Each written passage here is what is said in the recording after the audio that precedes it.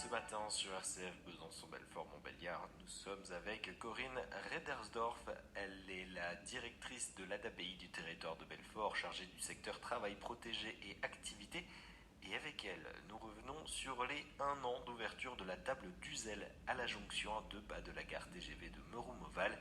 Il s'agit d'un établissement qui propose de la restauration tous les midis du lundi au vendredi.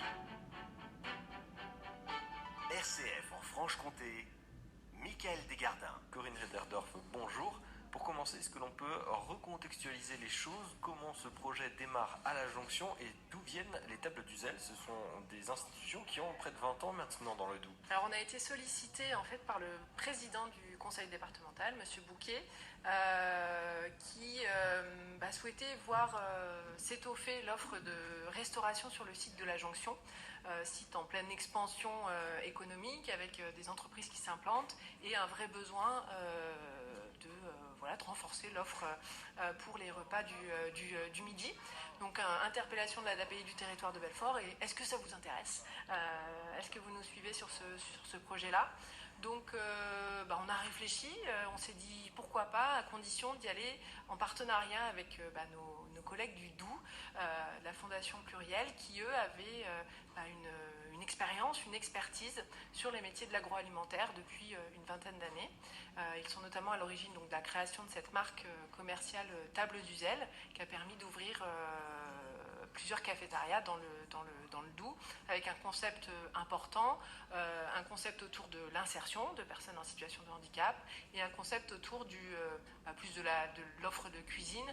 On y propose des produits locaux, frais, de saison, qui sont préparés sur place, pour la plus grande satisfaction des clients. Et donc ça fait un peu plus d'1 an que l'établissement a ouvert ici sur le site de la jonction. Combien de personnes travaillent ici au quotidien? Alors en fait, on a une équipe de 12 travailleurs de l'ESAT, donc qui sont en parcours d'insertion et de professionnalisation sur les métiers de la restauration, donc qui travaillent à temps plein ou à temps partiel et qui se forment en même temps.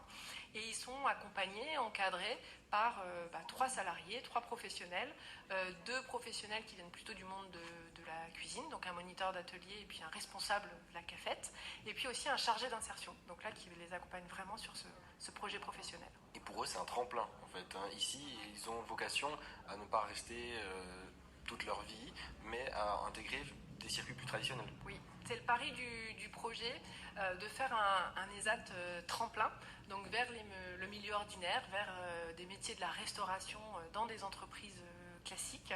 Et du coup, on va les accompagner. Alors, chacun à leur rythme, chacun en fonction de ses besoins. On va essayer de tricoter au mieux un accompagnement sur mesure et de faire en sorte qu'ils puissent intégrer le milieu ordinaire de travail. On ne se met pas de pression, on s'adapte, mais c'est l'objectif du projet. Merci beaucoup Corinne Redersdorf. Je rappelle que vous êtes la